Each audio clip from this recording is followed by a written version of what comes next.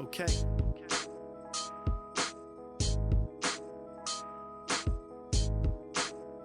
Yeah, I'm on.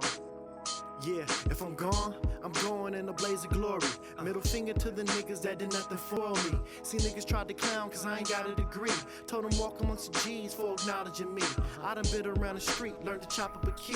On the same block. Alright, yo, people, check it out. This is episode 2 of Power, Powder, and Dollars. You know what I'm saying? I'm your boy Tay from the Bay. Real Tay. we gotta keep doing this shit. We gonna do this every time. Like your name, dog. Tay from the Bay out here, you feel me?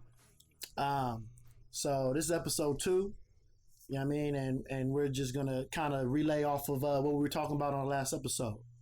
You know what I'm saying? So it's been about a month since George Floyd's death. You know, rest in peace. And we just want to talk about where we're at as a people, as a culture, as a movement, a month since the incident. And honestly, I feel like we're kind of slowing down things a little bit. You know, I think that the outrage is dying down. People's news feeds are going back to normal. And I think that give it another month's time, you know, we just going to be back where we was in the first place, which kind of goes to what I was saying in my last episode, which was basically that, you know, I'm not willing to come out here and risk life and limb for a movement that's just going to last and stick around for, you know, moments. Right. And you shouldn't be, dog. But I told you, you know, a month later, you talking about wait a whole nother month. This shit was going to be done already, but that's because niggas took that opportunity to do shit I told you that they was going to do, or what I felt like they was going to do. A lot of people monetized that movement and went out and got capital off of it. And that shit was the important part of it.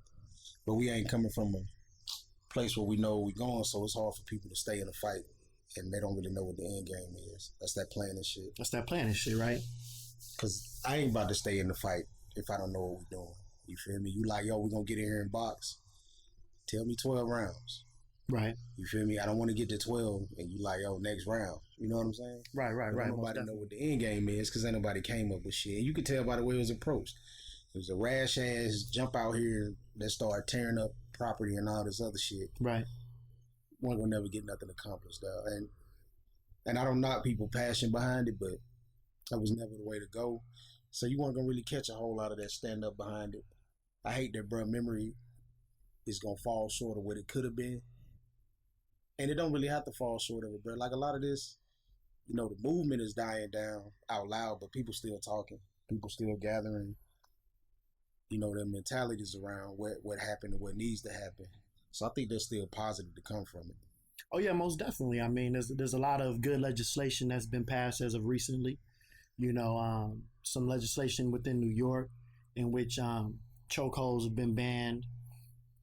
And just recently, as of yesterday, the Democratic Party passed legislation in which that made chokeholds federally illegal, and is pushing a whole bunch of other agendas in which to create other forms of policing, as well as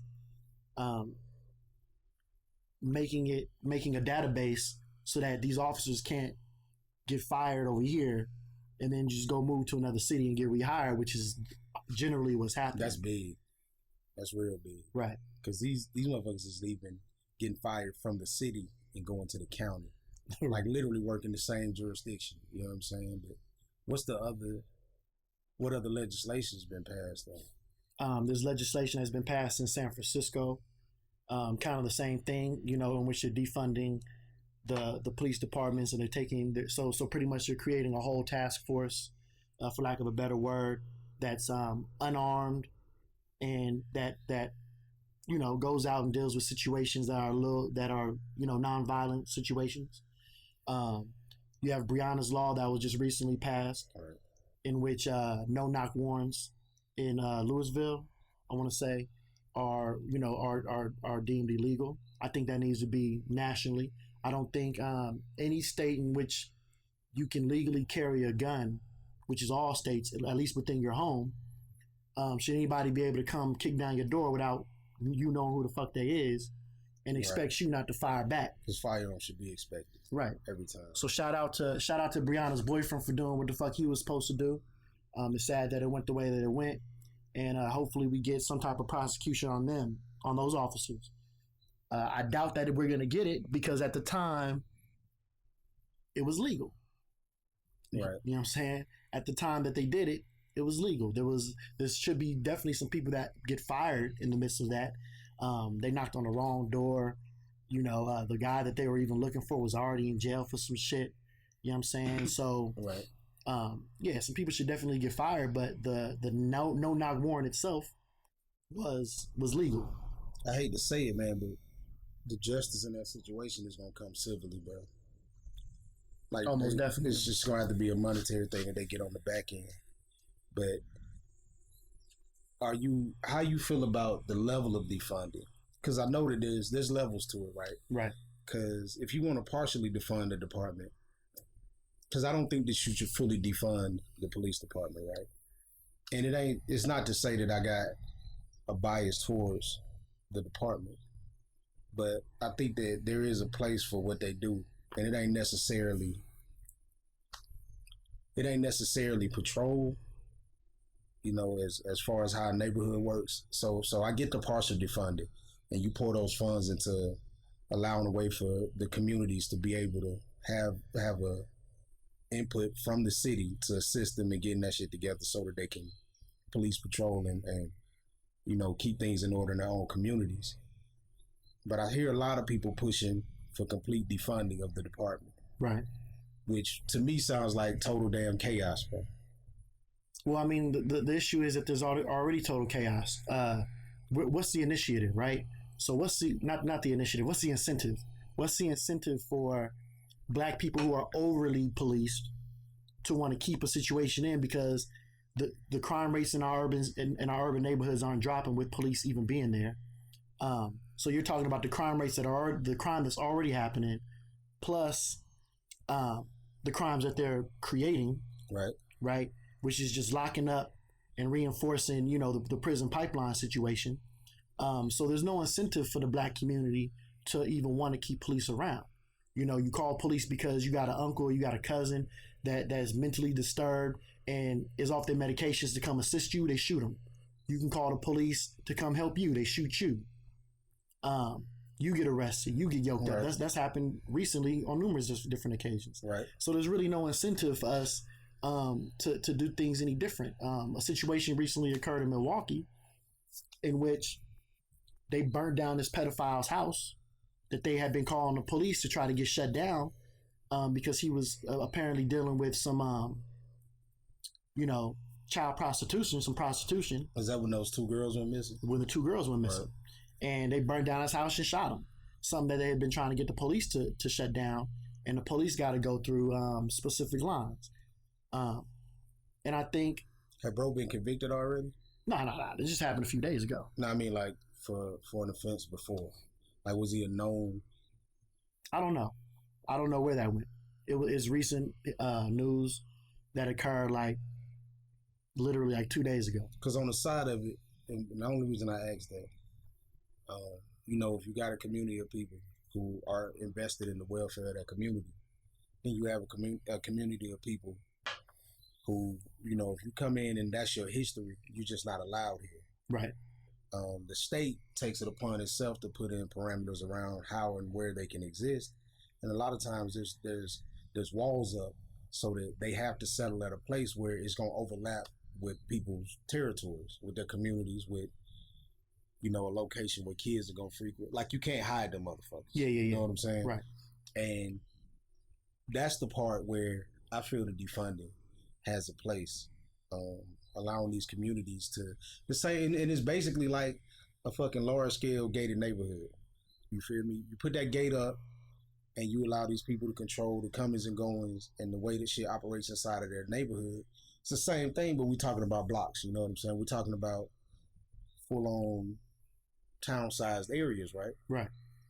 And the only reason that I don't want to see a full defunding is because everybody is not going to adopt the idea that this is a progressive thing for the whole. There's gonna be some niggas out here who immediately gonna take advantage of that. Yeah, And yeah, then our yeah. policing turns into I what you mean- said. You know what I'm saying? It's black on black. It's we doing shit to each other anyway, and nothing's gonna happen regardless. Right. But see, I think part of the issue in which we don't do anything has to do with policing as well. I think we don't tell when situations happen because there's no protection for when you tell. You tell and then you're stuck back in your community Right. and labeled a snitch. So the like I said, it just needs the incentives to be there. You know, if you do act a certain way and retaliate towards something, the likeliness that you get locked up, even for a month, lose your job, all this other different shit, even once you get proven innocent, that you had reason to do what you did. Right. You know, those are just a whole bunch of situations which most people really would rather not go through. You know what I mean? I think that we shouldn't just willy-nilly defund the police. I definitely agree with that. But I definitely feel like the police as we know it in this country was created for a specific purpose, for a specific reason. And it has an inherent connotation around it, Right. and It didn't evolve much. right, and hasn't evolved much, right? So we at least need to rip that apart and create a brand new system. Right. You know what I'm saying? A brand new system of policing. And I think if we did ever get to a point where we police our own communities, it would start from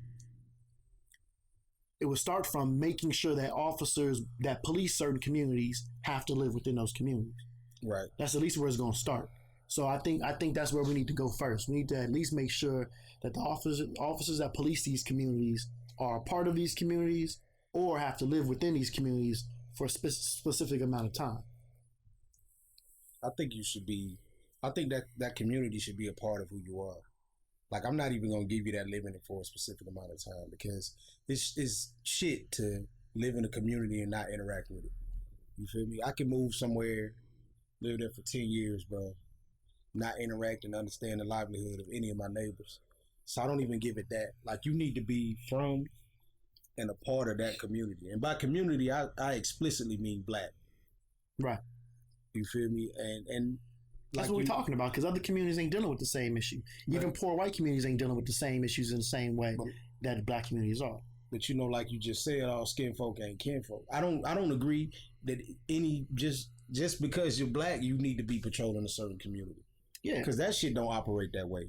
Well, let's talk about the fact that we live in the city of Atlanta. Right. You know what I'm saying? And you have people like Killer Mike and T.I. going around calling Atlanta the Black Wakanda and things like that, as if black people in this country make a hell of a lot more in Atlanta than everywhere else. And that might be the case, right?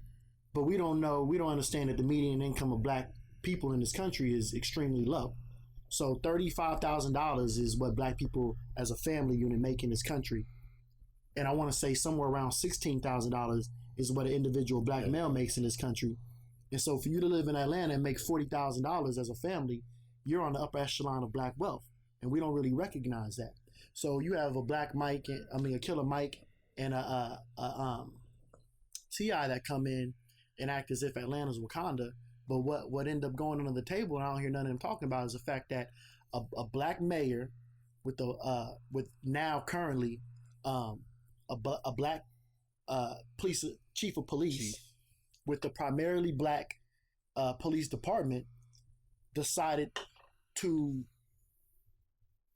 not defund the police in any way, shape, or form. They didn't take any funds away from APD. 7 to 8. That's too close for my comfort in the first place, right? So we could talk about Detroit. We could talk about the history of Atlanta in general, from the Atlanta public school systems, with their test cheating situation. We could talk about Clayton County, maybe 10 years ago with that big drug bust where all those police officers got arrested for bringing in drugs. Shit, out here where the principal was running the game. You get what I'm saying? So explain to me. Because this is so Atlanta and Atlanta police and their relationship with this community. I don't necessarily, from what I know about major cities, right? Right. Atlanta and Atlanta police and their relationship with the community has not had anywhere near the disgruntled fucking interactions that we see other places. Here recently, we get to eyeball some shit that's retroactive though, right? Like it's some shit that came from something else. But I mean, how often is it that you see something happening in Atlanta that makes a headline on its own? Not very often. Atlanta police is not necessarily an issue, and you know, the shit that's happened, of course, was an issue, but the police force here is not. They don't operate the same way, and they don't have the same issues from what we see going on around the country. So I don't think that defunding is going to be an initial step for them, because they aren't necessarily behind the curve with how they're policing the communities here. I wouldn't say they're behind the curve, but what I would say is that the Atlanta public school system is shit. You know what I mean? Some of those funds definitely need to be reallocated to situations in which you don't need as many police, right? I mean, I definitely think in some of these situations, some of the crime is being perpetuated by the police. The systems in which they're creating situations. I mean, if you can go pull up YouTube and go pull up a Sandra Bland that got pulled out of her car in a situation, that's not Atlanta, right? Don't get me wrong, but a Sandra Bland that gets pulled out of her car in a situation in which she shouldn't have, right? You got the young brother that just got killed in Fulton County. You remember his name? Wendy's. At Wendy's. What is his name? Rashad. You know, he got killed in a situation in which I know on multiple different occasions, right? The brother said he lived right across the street, right down the street. He rolled over, he parked. Did he commit a crime? Did he commit an offense? I say an offense. Yeah. But it was a situation that did nothing to harm nobody. And I know a whole bunch of times that they've probably walked some white dude, right, or given a white dude a ride to his vehicle. You know, so I blame bro for the situation even being a thing, because some of that is responsibility to self, right? I blame anybody who made that call to PD at the time that it happened, because a lot of motherfuckers don't understand, bro. Like if me and you get into it or some shit, Wendy's made the call. Yeah, that's what I'm saying. Anybody involved in that called me and made in that Wendy's. Right. You know what I'm saying? Like, it was an older black woman, it sounded like to me. I don't think that people understand that when you call the police on a black male, that may be the last fucking thing that they do. And it ain't got shit to do with what you think is right. Because some people don't have that understanding of what it means, of what police means. Right. You know what I'm saying? For you know, regular ass, I don't got to worry about shit, I'm privileged Susie. Police means help. Police means friend. Police right. means even if he get here and I don't agree with him, I can curse, spit on him, and do whatever. I'm going to fuck home. Right. For black male, taller than 5'2", you're a threat to anything that's going on. Because I can tell you, bro, and I'm not, you know, nowhere near tactically trained to make a for real ass observation about what should have been done. Right. But I can tell you, if I got a weapon, you took my taser, and I got a partner with me that's also got a taser, tasers motherfucker right quick. You know what I'm saying? Right. I ain't gonna necessarily jump to that, but I'm also not afraid of black men. But you also gotta sometimes just let shit go. You know what I mean? Like sometimes that motherfucker might get away. I mean, you got his car there, you know his name, you checked this man's ID, you have his vehicle, he tells you he lives down the street, you got his name, you got all his information. Where is he going? Home, shit. He going home. Where is he going? He's not dying. So it's forward thinking, right? And you know, and that's where I think in some situations, you know, we have to have educated people and people who can think objectively, people that can use some type of logic based thought in these situations. But doing that while you're in fear, that's what we're talking about. Well, yeah, I mean, I guess the biggest issue is the fact that you're in fear. Being objective and afraid is different. It's different to have those two exist together. Like you're not doing those together. Well, I think one of the biggest issues then is the fact that all these officers feel in fear of their life in a situation and the job in which they picked that, you know what I mean, right. Has the likeliness to be. Because I mean, if you pull a taser on me right now and I don't have a weapon on me, I won't feel fearful enough that taser is going to do enough shit to me that I need to kill you. Right. I mean, as a firefighter. First of all, don't get your fucking taser took. Like, I don't even know how we got all the way to this point. Right. As an officer, as the trained official in this situation, Right. don't get your fucking taser took. How I'm trying to wrestle you and tase you at the same time. Right? I might need to separate my body from your body. Back it the fuck up. Back reset. up and go, I'm gonna tase you. Even bruh, and You trying to pull your taser out on a this drunk man. a drunk motherfucker. I might OC you, bruh. I might hit you with the spray. That goes to training though, right? You know, you're talking about what is 800 hours of training. Man, that shit don't matter, bro. Training does absolutely nothing because the freelance part of our brain, bro, it exists no matter what. Training is like, but it's the same shit when you come up in a situation and you know, like, yo, I can't be out here doing this dumb shit with these bitches. I don't want to do this. And you get over here and you don't take that condom out your pocket and put it on. like to make it relative to some shit that we all know about, right? Right. Training will let you know how far you can go to get rid of that situation. Right. But it's nowhere in hell that training, like the most training you're gonna get ever doing anything is by doing that shit. Real life. You're not gonna get training by training. I agree. Like, I agree with that. You're not gonna get comfortable with a gun pointed at you while somebody who's holding that gun works with you and y'all talking through it. There gotta be a motherfucker who don't give a damn about you for you to understand what that means. Right. So that training shit, when everybody start mentioning that, bro, I don't care. You feel me? Like, you talking to me about some shit that don't matter at all.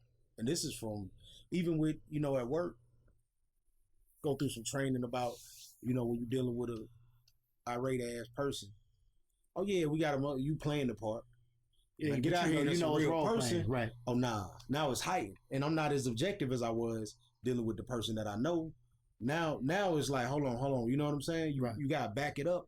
And as an officer, you trained and legally able to do this. You know what I'm saying? You legally able to take this weapon and end somebody's life, and that's how you get it up off you.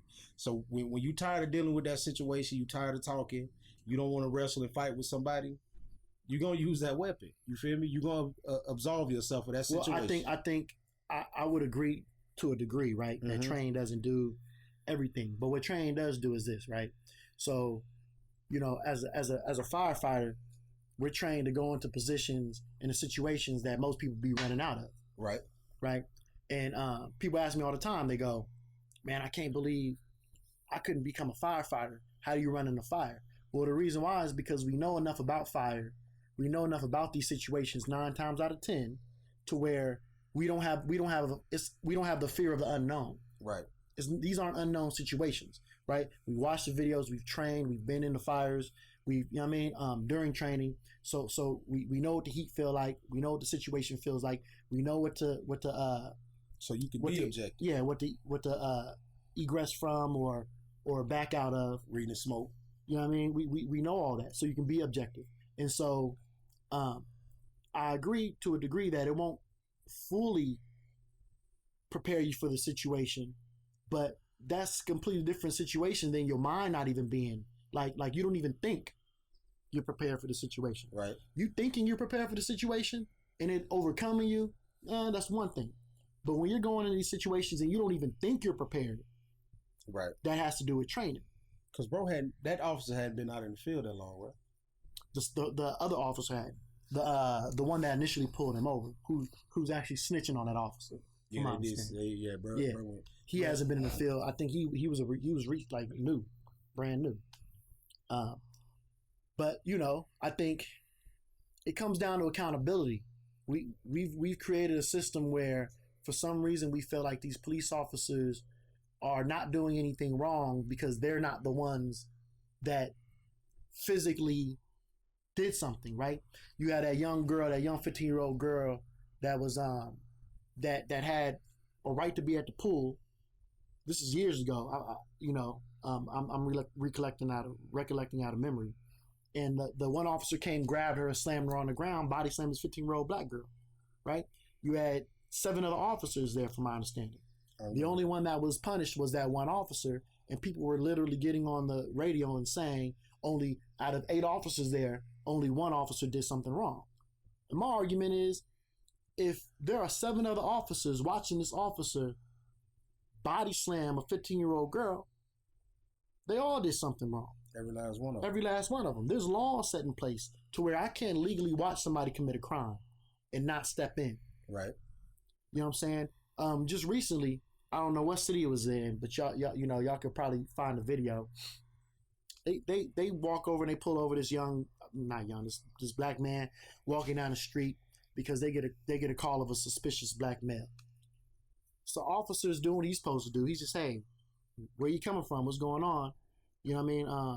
And he go, oh no, I just came down from this check cashing place to go get some money for my sister. Right. I've been on video all day. You can go down there and ask. You can call my sister up. I'll give you her number. You have any ID on you? Yeah, sure. Here's my ID. Right? This officer comes out the fucking cut, walks over and just grabs this man. The man's like, what the fuck? What are you doing? What are you doing?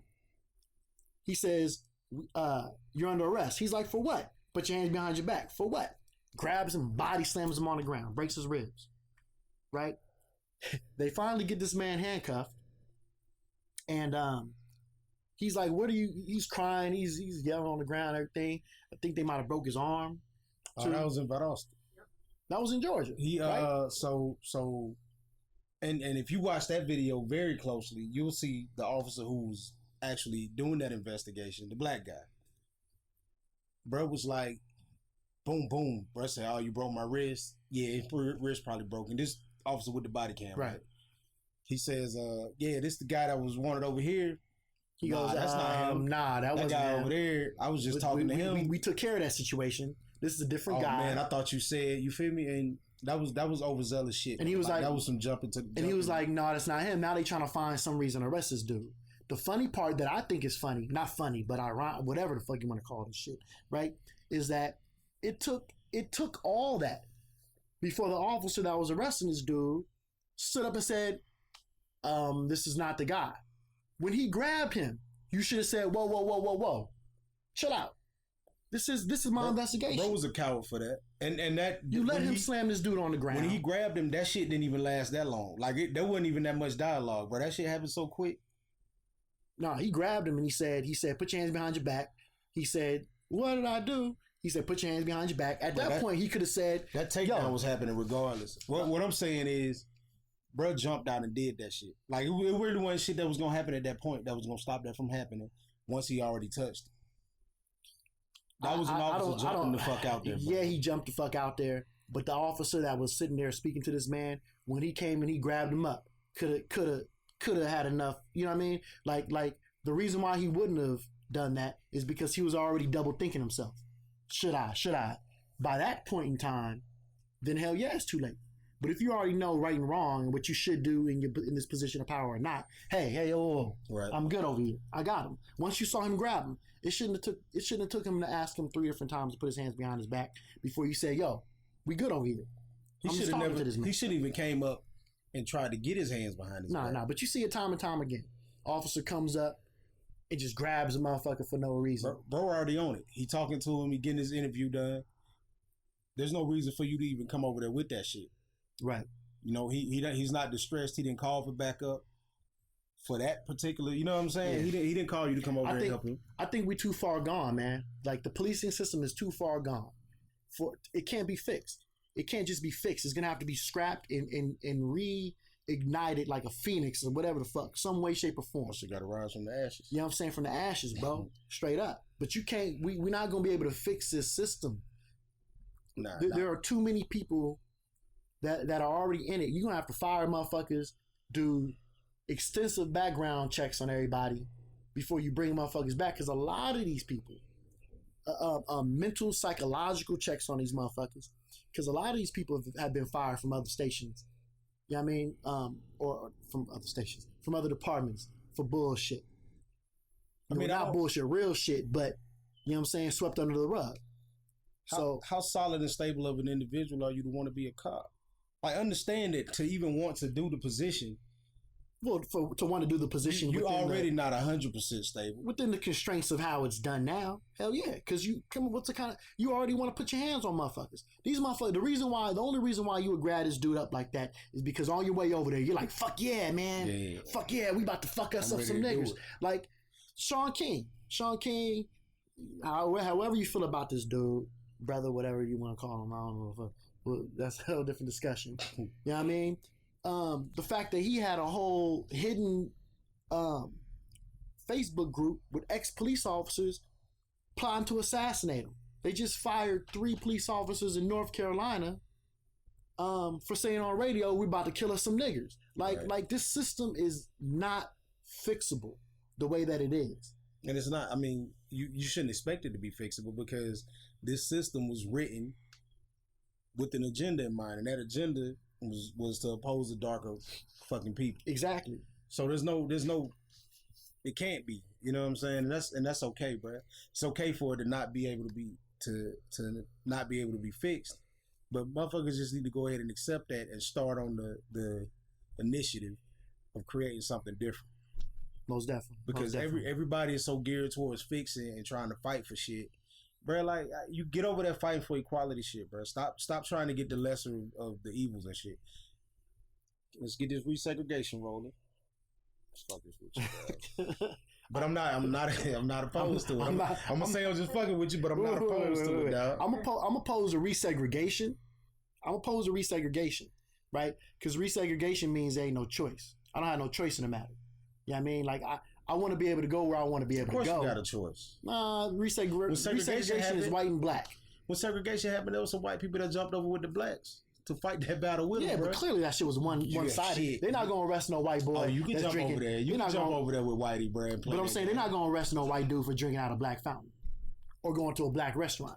They was arresting black folks for going to white. So, I mean, you could always jump over there.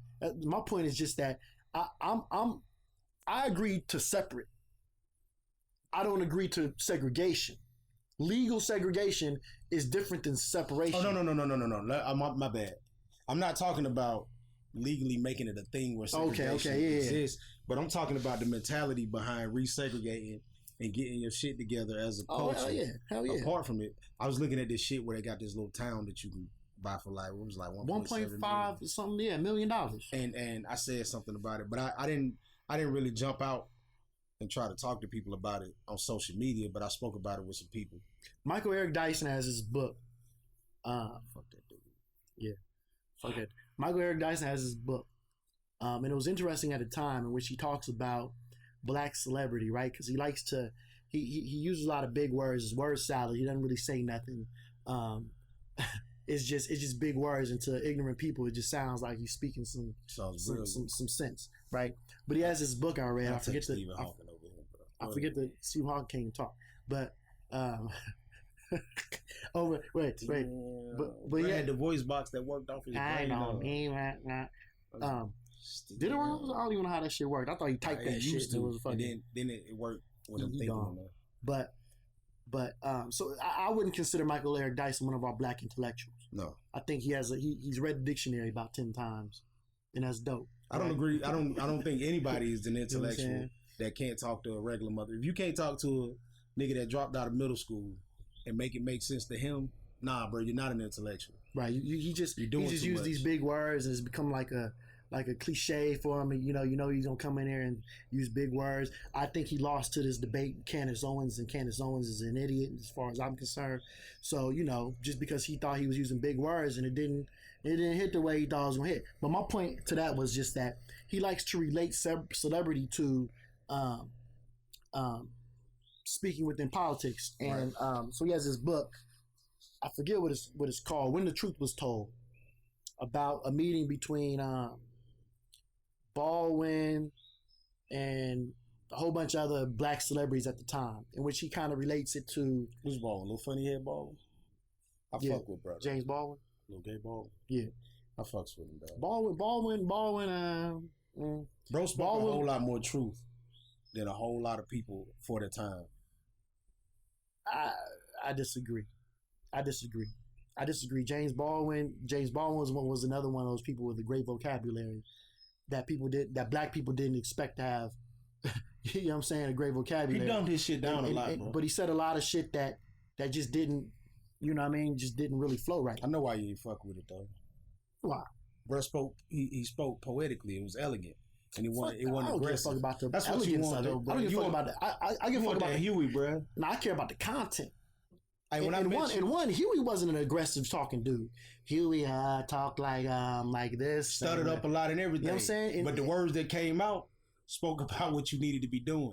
I ain't saying he Baldwin reflected aggressively. James Baldwin's, I wouldn't say as much. James Baldwin would still fit into liberalism of today. I just think speaking about, and I don't agree with a lot of liberalism of You know what I mean? You shouldn't.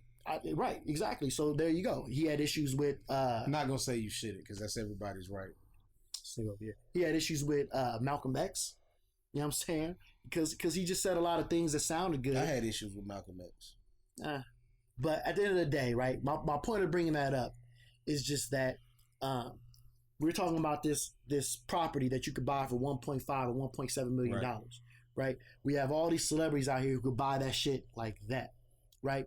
And Michael Eric Dyson wrote this book in which he talked about how black celebrity, even during the civil rights movement, has always had a voice. Lena Horne was there. Harry Belafonte was there during this meeting with Robert Kennedy, in which they were speaking about desegregating society.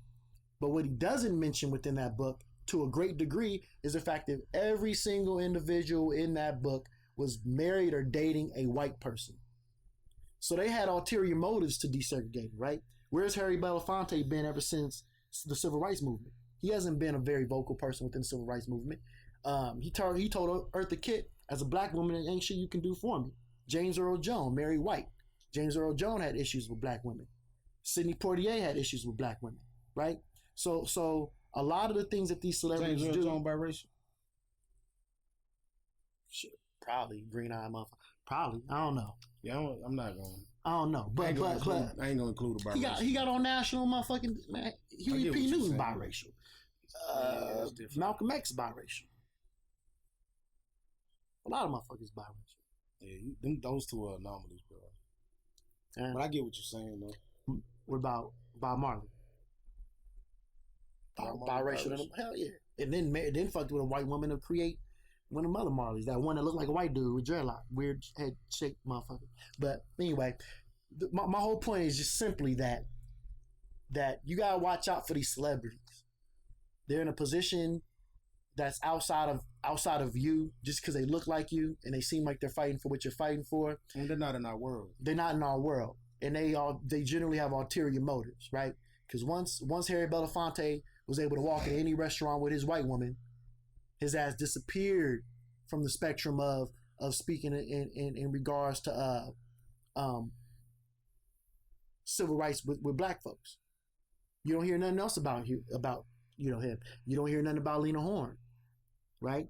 I mean, if your fight and how you stand in what needs to be done is based off of what the fuck a celebrity doing, I kind of need you to vacate the movement anyway. Well, we live in that we live in that realm right now. Yeah, I still want them gone, bro. Like I don't even want to make no exceptions and make no.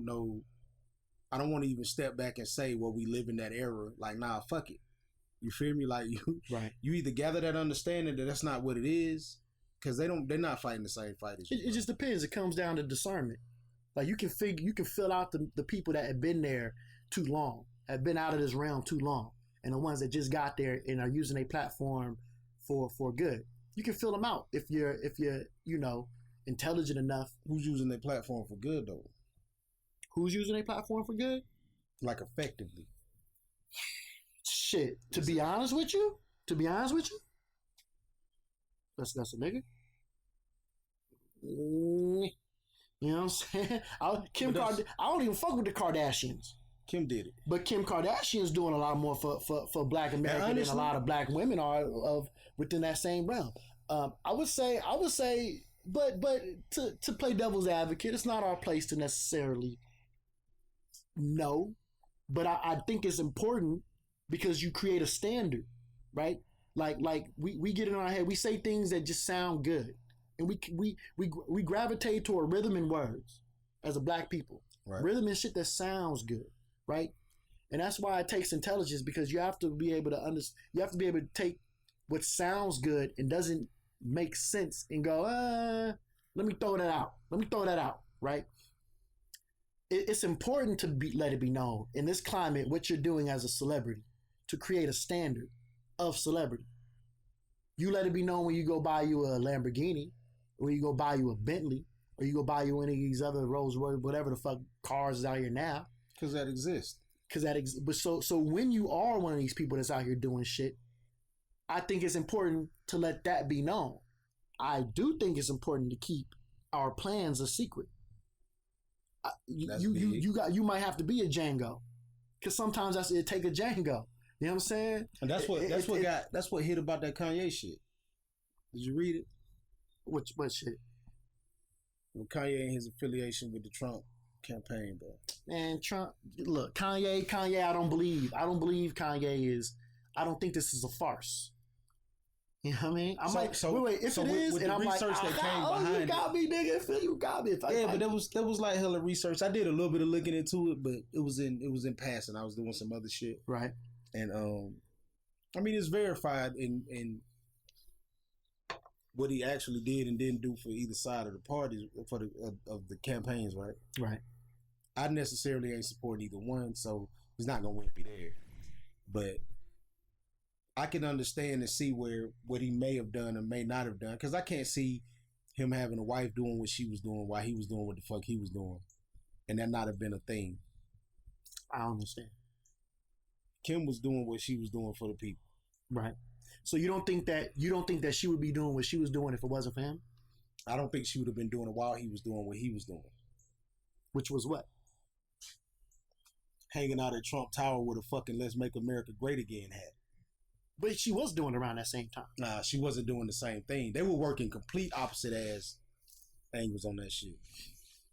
Like getting completely opposite things done until it came back around that what was being done was like their agenda as a unit.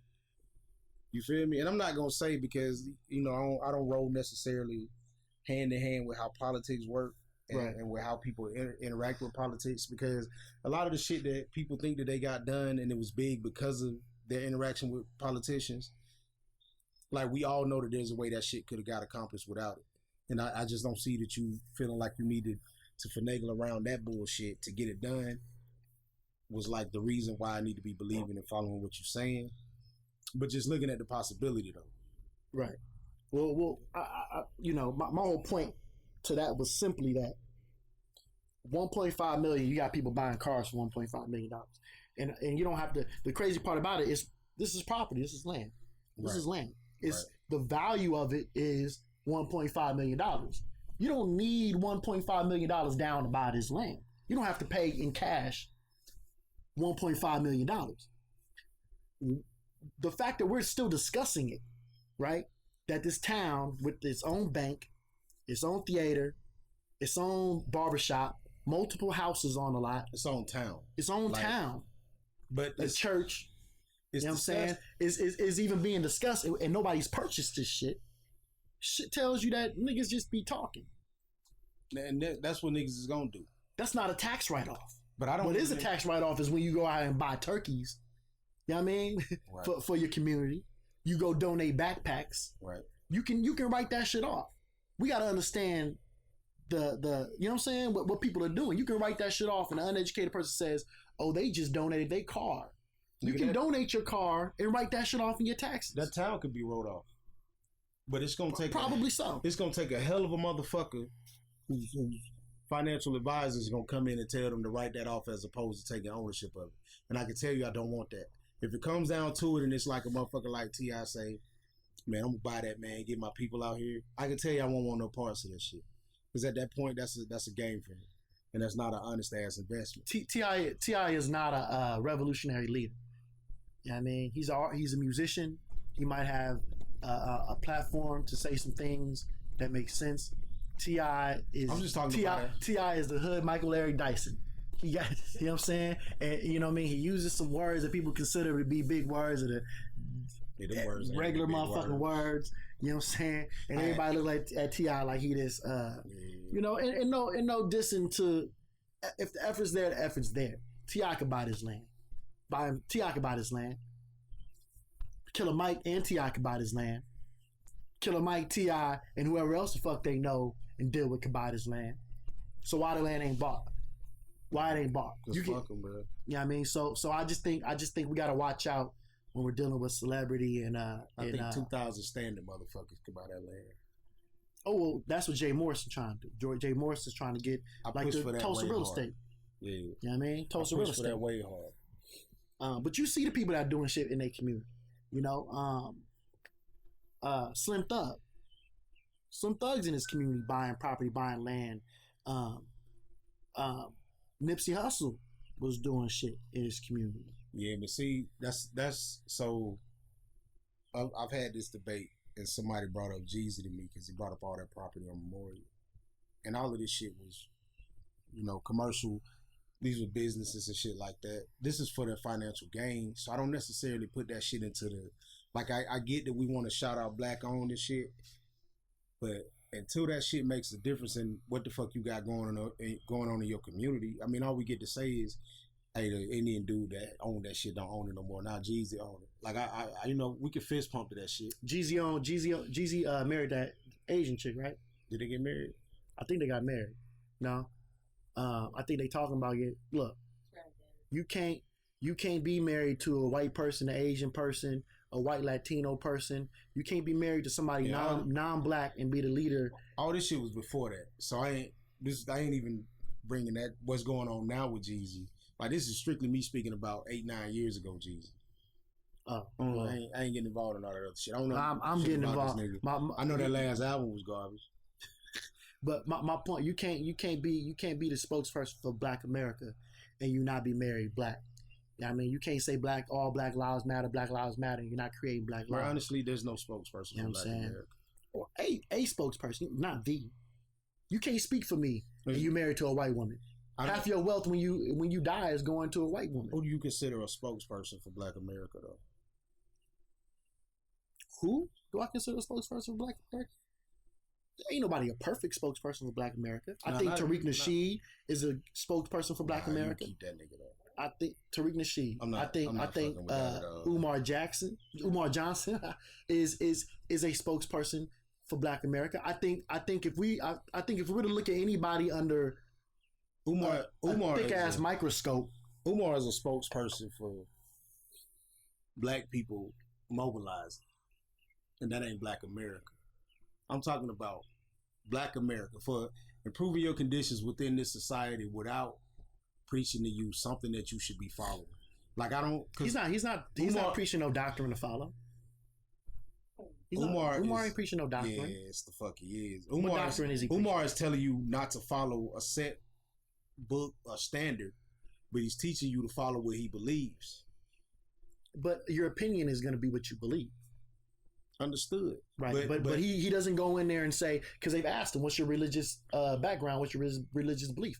He declines to answer because he doesn't want that to be your religious beliefs, if you have one, are going to be part of the way that you think that everybody should live. You know what I'm saying? It's just going to be part of you. There's no, you can't separate that. But that's why that's what Black America needs to understand and get away from. Your beliefs don't have shit to do with the progression of your fucking community. The whole time we were speaking about... They can, though.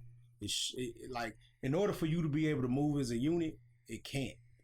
I agree with that. You know what I'm saying? I agree with that. We bump heads a lot about that shit. Well, Malcolm X said that. Malcolm X said, I'm a Muslim. Martin Luther King's a Christian. That should be separate from our growth as a people. Right. So he attempted, and a lot of things he said, to not push Muslim values on black society. And I agree with that, because I'm not Muslim. I'm not Christian. I think that's all religions that were taught to us by people who oppressed us, be it Arabs, be it white Christians, or whoever the fuck. You know what I mean? Whoever.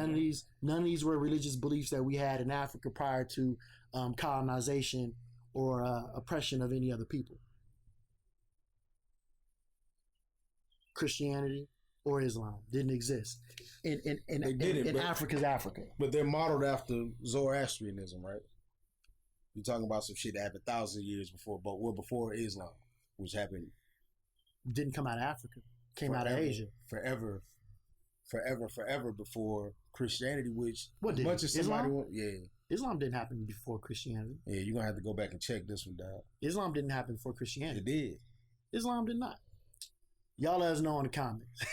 Islam, let us know, but Christianity is about as old as the fucking calendar, bro. Islam did not come. Islam came after Christianity.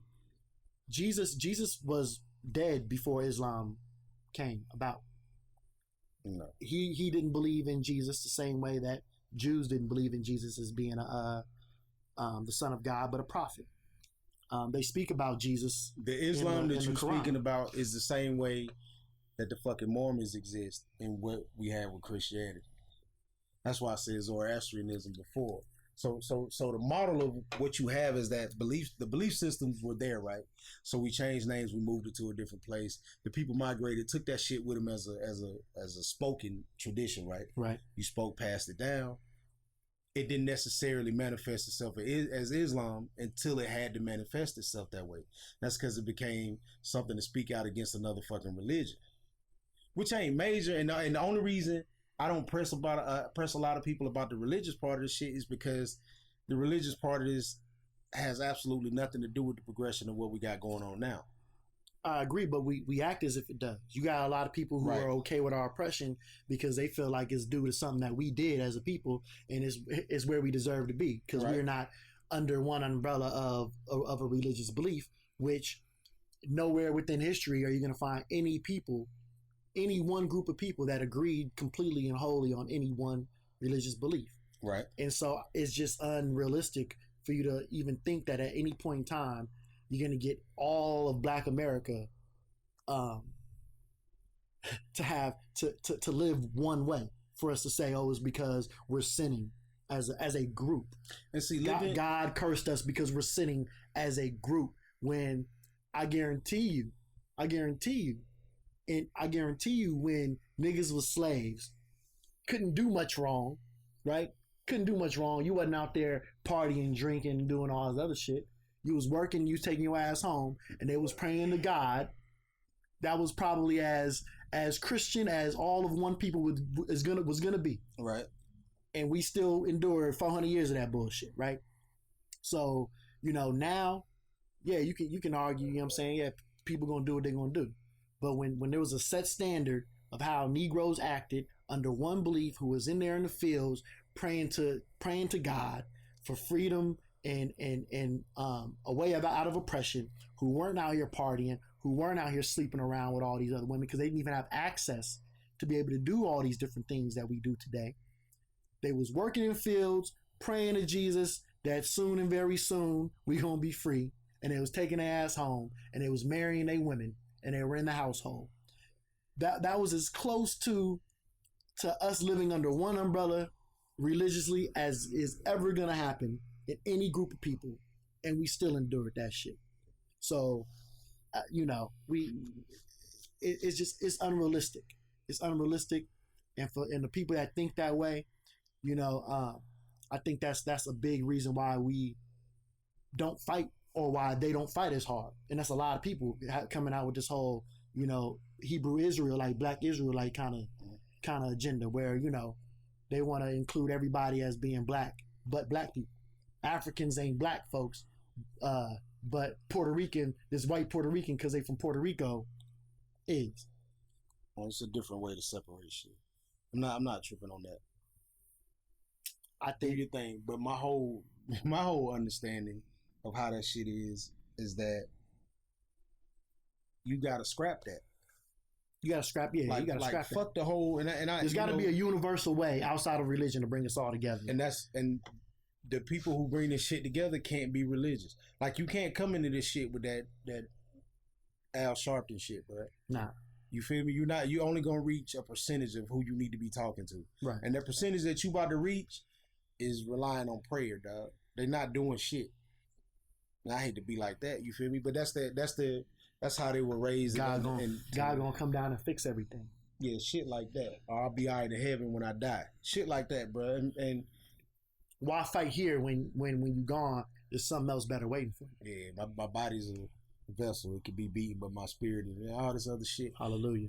And that's not to disrespect anybody out there who is just telling you that I ain't in agreement with it. So I'm disrespecting. But so but you can't reach the masses that way. Yeah, but you got to find where you reach them. And the place where we reach people, we keep overlooking it, but it's right here, though. You know what I'm saying? Right. Talk about this shit though, right?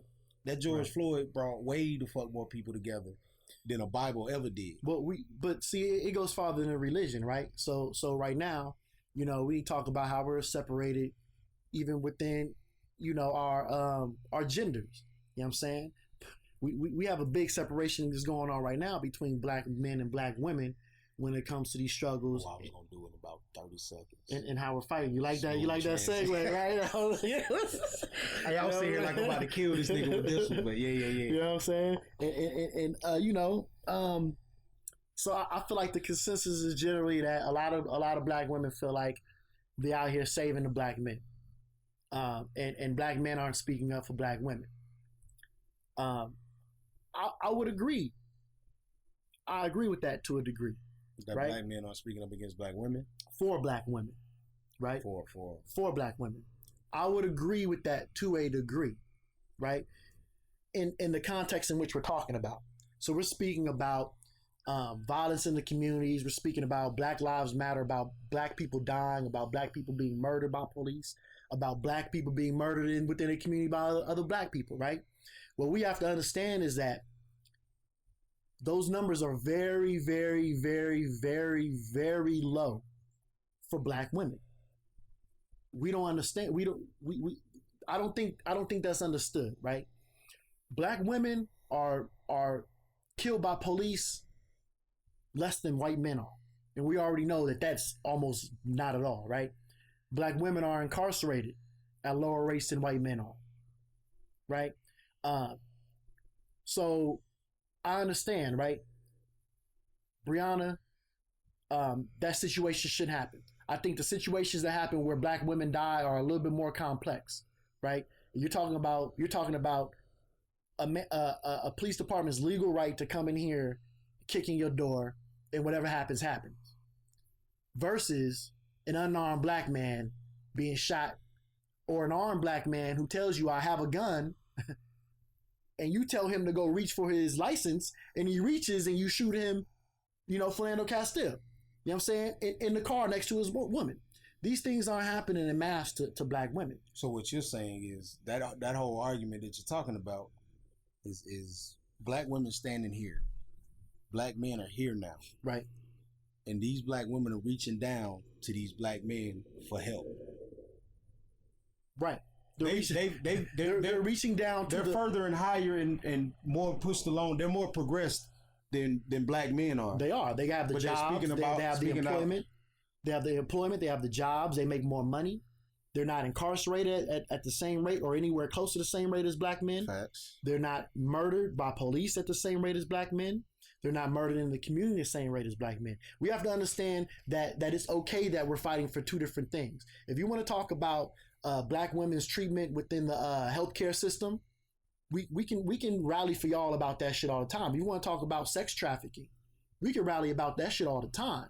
But when in a week's time, 5-6 black men have been murdered by police, and 2 weeks ago a black woman was murdered within the extent of the law by the police, it sucks that happened. They're not about to be prosecuted at all because it was within the extent of the law at that time. The only thing that she can do is become a martyr to some degree, and she's not a martyr because a martyr does it decidingly, right? A martyr decides to stand and be a sacrifice for the greater good, right? I don't know a better word to say than that. I'm not Michael Eric Dyson. Use martyr, bro. That works. You know what I'm saying? A martyr for change, but they're gonna get away with that shit. You know what I'm saying? But I don't think it's understood that we're fighting two different forms of oppression as black men and black women. We're you know what I'm saying? We're fighting two different forms of oppression in two different situations. You know what I'm saying? I think black women's issue initially was getting involved within feminism, the feminist movement, right? You had white women being juiced about being placed within work environments that black women have been in since the beginning of time. Alice Walker knew the distinction, right? So if you don't know about Alice Walker and her views on feminism, then you're not well versed in feminism, right? Alice Walker said, feminism is to purple. Feminism is to lavender what womanism is to purple. I'll say it again. Feminism is to lavender what womanism is to purple. Right? I like when she be talking about hair and shit, bro, but let's keep it there. What you mean? But be for real though, bro.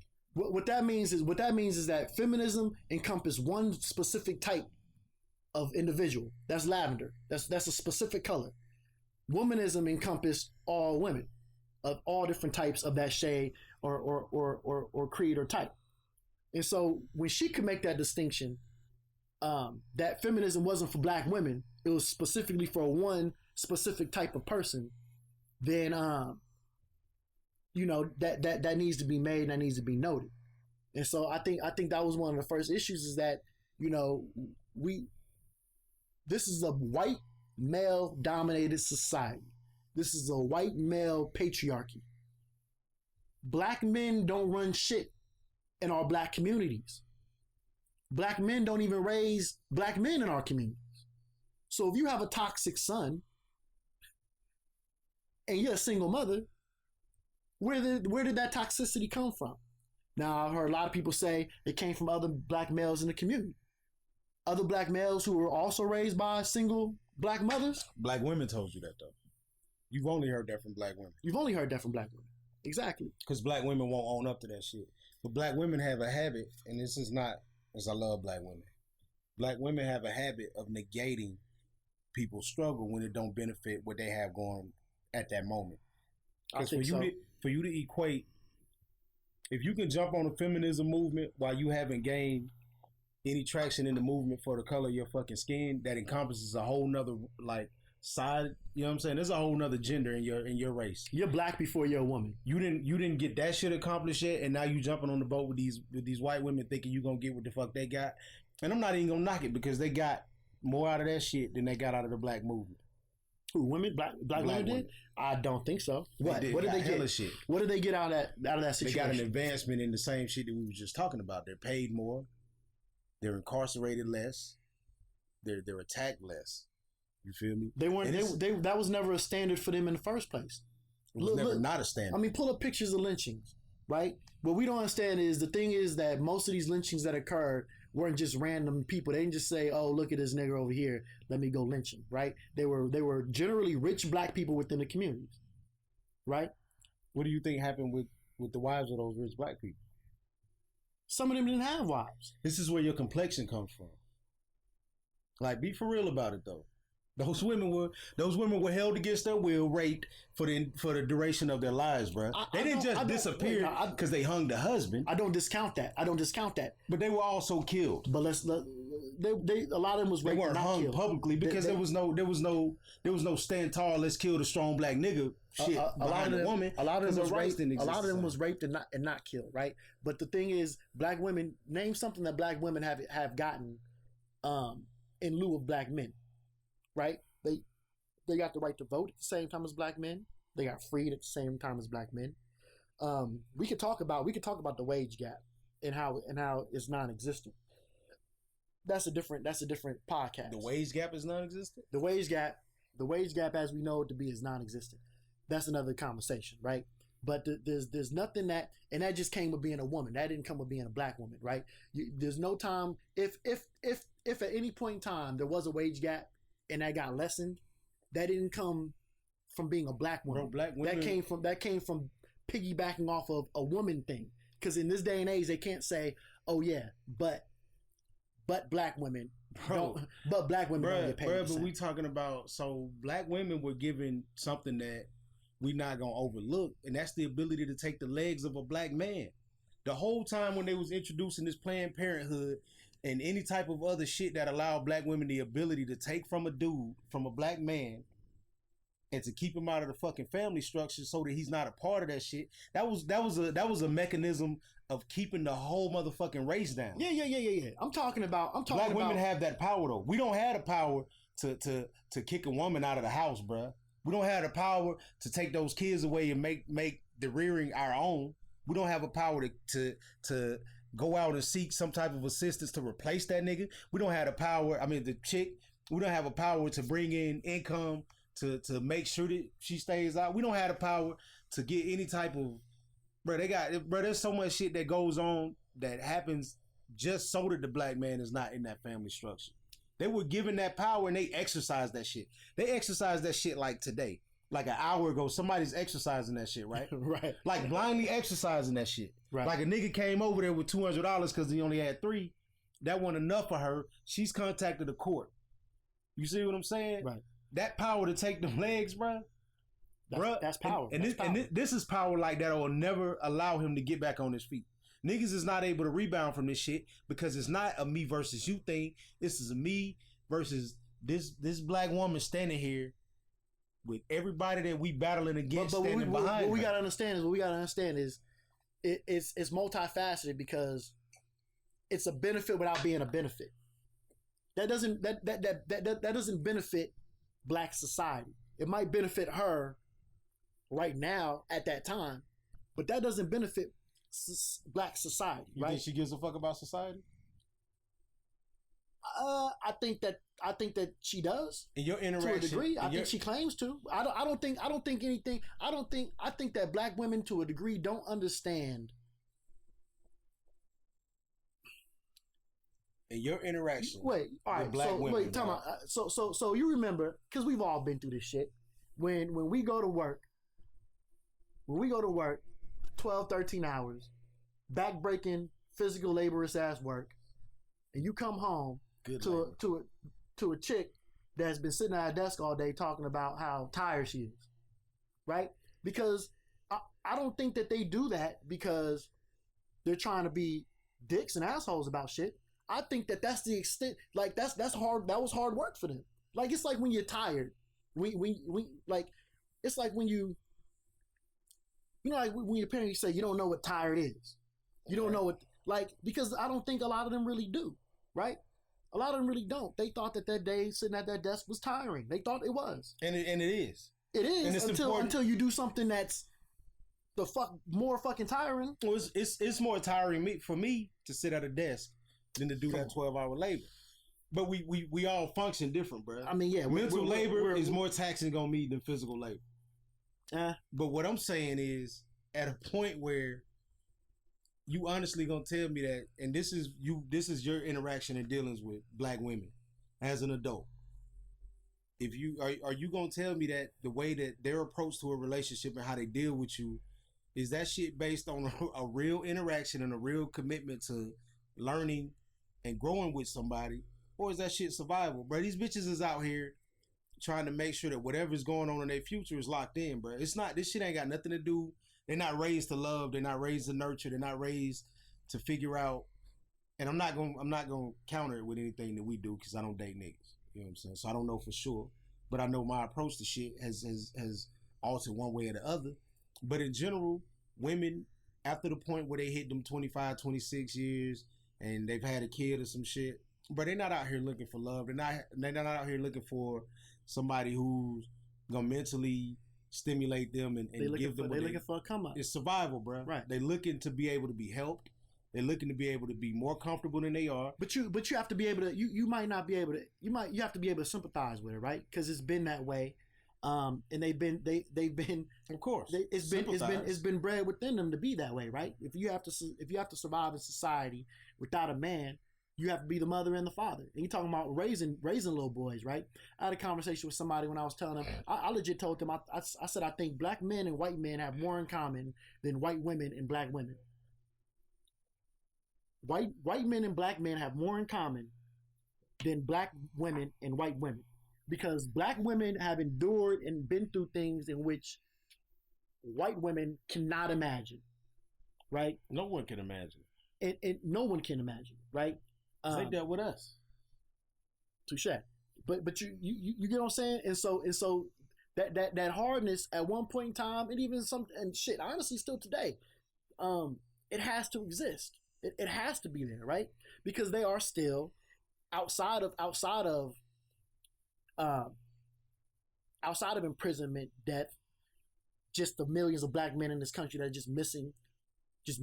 We don't know where the fuck they are. Right. Right. You still have fuck niggas. You know what I mean? That's out here knocking up 6, 7 women, creating babies and not raising them. They still exist. Right. So outside of that, right? So I understand, and this is why, you know, as much as I would critique my sisters out there, I would not deal with nobody else, because I understand, right? But it doesn't change the fact that it needs to be changed, right? When you find a good black man, you need to understand and recognize that you got you a good black man, and maybe in your standards might need to change a little bit. They might need to change a little bit. You have to understand where we are as a people, right? And that you were placed at a higher, you were placed higher for the specific reason for you to say you don't need niggas. That was why you were put there, because I don't need niggas. And so what it comes down to is, I understand that black women want to feel like that they got to specific places in life on their own accord. It's a setup. Smooth setup. It's a setup for you to be there, right? The welfare system was a setup for you to remove black men. These abortion clinics being set up in your communities with black women all over you know what I mean? And I agree with a woman's right to choose. You feel me? But they're there with a specific agenda, right? The feminist movement caught black women because black men under Douglas were trying to get the right to vote. And white women said, y'all not gonna get the right to vote before we do. And they went into black women communities and tried to sell them on them dealing with the same issues that white women were dealing with, that they were not. Black men didn't own shit. It's always been half, right? At least as long as we've been in this country, and even within Africa, black women have ruled. Black women were in military situations. Black women had says within the community, right? We live in a matriarchal society in Black America. Matriarchal. Where's the patriarchy if niggas ain't here?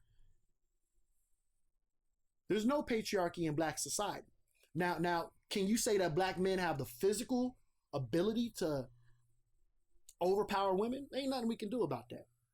The only thing we can do about that is replace them with women who transition into men, and y'all might have a standing chance, right? But, huh? I hope I don't take no L like that. But you know what I'm saying? That's you know what I mean. But other than that, a thoroughbred born ass nigga is always gonna be physically stronger than you. It just is what it is. But abuse in a black household is equal. Go look up the numbers. Black women abuse black men at an equal rate as black men abuse black women. Now, is my hit, if I punch you in the eye, from what I've is it gonna hurt you more than you punching me in my eye? Hell the fuck yeah. From what I've seen, women do it more. I would say women do it more. I think women do it more. I don't know no niggas that hit women. Well, I take that back. I don't know no niggas that just, you burnt my toast, bitch, smack. You know what I'm saying? Yeah. I know niggas that if you out and about and a chick hit them, they might hit them. They might hit their ass back. You know what I'm saying? But I don't know a black man that has never been hit by a black woman. No. I don't know none. They significant other. I don't know a black man that has not been to the degree or to how we define today, sexually abused by a black woman. No.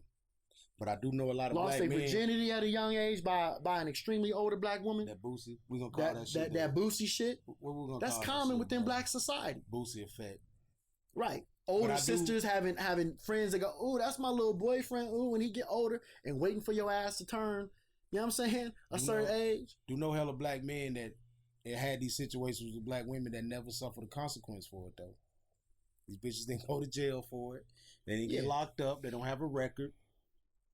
Niggas walking around here with statutories from a bitch with a fake ID. Right, that snuck into a 21-year-old adult looking, like an adult club with a fake ID. You know what I'm saying? And so I mean, all that to say, man, it's not a tirade on the black women at all. But the point is just that we need to understand. I low key think it needs to be a tirade, bro. And it is nothing against black women, but I need them to start dialoguing with each other because they band up and start attacking, and they don't even address the bitches they running out here with. that have flawed ass mentalities about what they doing. Speak on it. Because they don't band together the same. Niggas band together, we can get unity over enemy type situations, you feel me? That little, like when you told me you was going to kill me out of Oakland. Wasn't no major shit, you feel me? I never told you. And you probably meant that shit. And I was like, you know what? You know, so Bro, now go to bed and shit. we had it on video, You so if bring it that ever do personal happen, shit, yeah. if it ever do happen, it's like, we Shit, put our you pocket. motherfucking right. If it do happen, they need to know. But you know, women don't. That never occurred. Women that never don't. happened. Women don't necessarily check and validate what the fuck their friends are doing. Nah, women like yes women. They pack women. I got a homegirl, right? And I'm her first male friend, Mm-hmm. right? She don't got no male friends. We from the same city.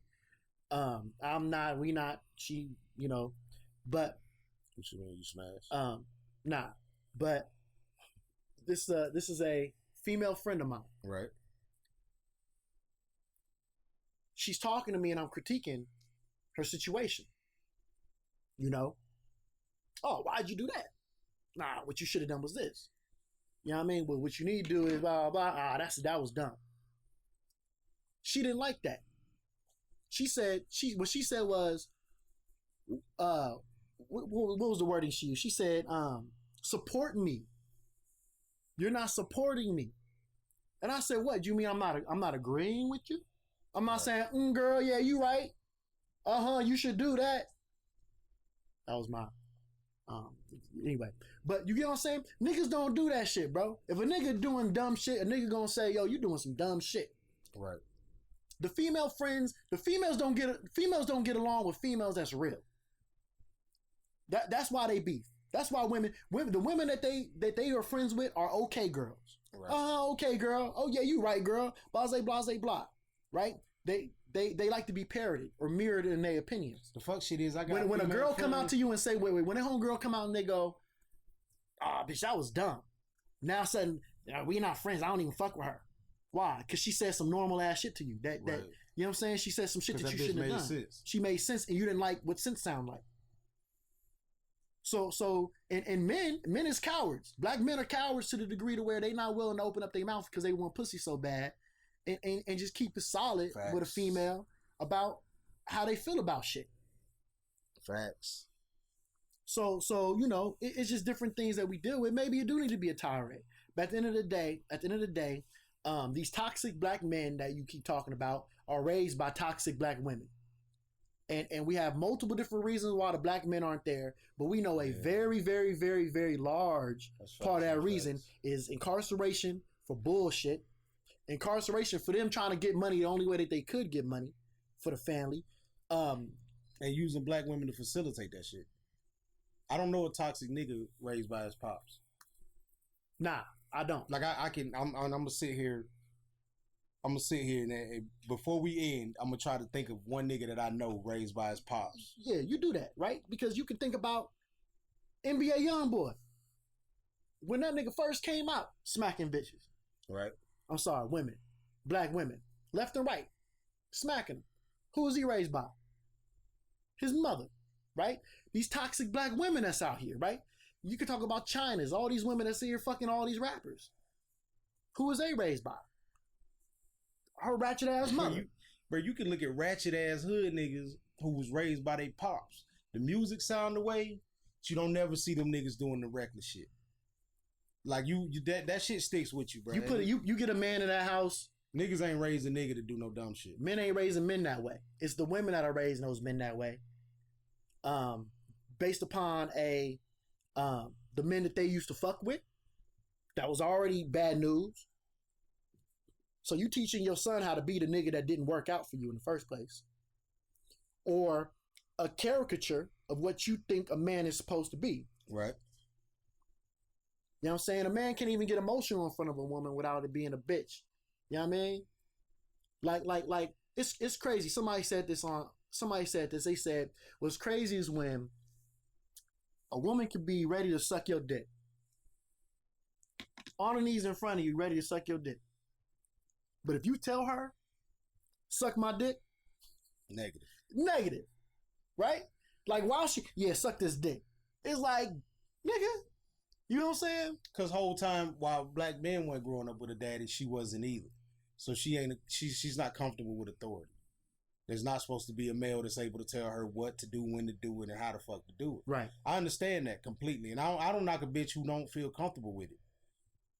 But I also understand that when I deal with that shit, I gotta be patient with how the fuck I interact with it. Right. And I ain't even know I'm not an aggressive, demanding nigga, but those bitches are usually demanding and aggressive, and I have to figure out how I'm gonna navigate around it, because you gonna do some shit that you don't want done to you, and I have to figure out how the fuck I'm gonna deal with that. But those are the same bitches as those niggas we was talking about. The same. Fuck it, I'm saying bitches and I'm saying niggas. It's equivalent. I agree with you. I agree. I think you know, women really have to really self-evaluate themselves right now. And they have to understand that what we're dealing with right now, even though there are incidences where black women have been killed by the police, it is not the pandemic that is going on within black society. And you're not gonna. It's not black. Like I said, black women get killed less by police than white men. Black women get incarcerated at lower rates than white men. We can all sit here and talk about how nothing ever happens to these white men that do these crimes. Right. The only person that gets arrested and murdered less than you are white women, and it's a fraction. It's only a fraction different. So when we have these situations, and you say, "Oh, we're not gonna talk about this girl that got killed. We just gonna overlook her." No. There's tons of men that have been overlooked. It's because that was one woman, and then right after that shit happened, 5 niggas got killed by police. Right.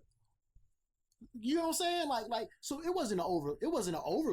It was just, you can't. How do we sit there and stay on that when right after that,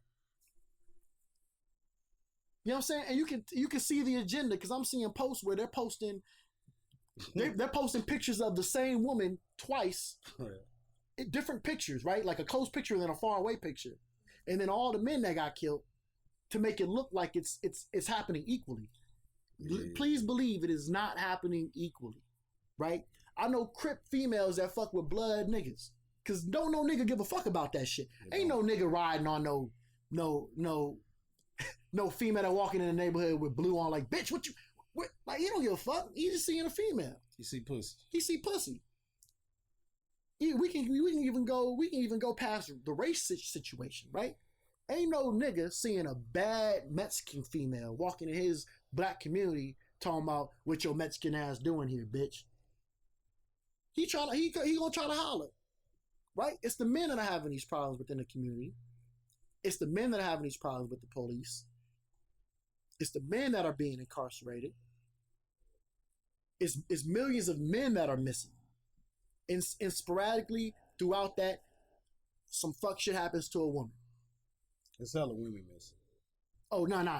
Definitely. There's hella women missing, but for completely different reasons. So if we want to talk about that, let's talk about that. Let's bring those issues to light, because I feel like the sex trafficking issue is falling for women, which is the major issue for black women, is falling behind the police violence issue for women, because they want to be held above men any way that they can find possibly be held above men.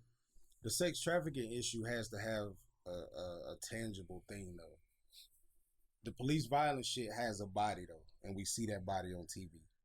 The sex trafficking thing has to happen, like, at a point where we discover bodies or discover women, and you see that shit happening. Because this whole country at this point right now operates through media. You feel me? And we operate in fucking 40-second long increments. We have to see it. I mean, it's ambiguous too. It's a lot of this assumption, right? Some chick come missing up, you assume that she was sex trafficked. Like, I think a lot of it's assumption, right? Most of these women, if we have proof I'm not saying that I wouldn't either, but you need proof of that, right? You can't just assume some women and say, "Oh, we got to do something about this." Like, where's the woman at? For the sake of her, where is she, right? For the sake of what? For the sake of her.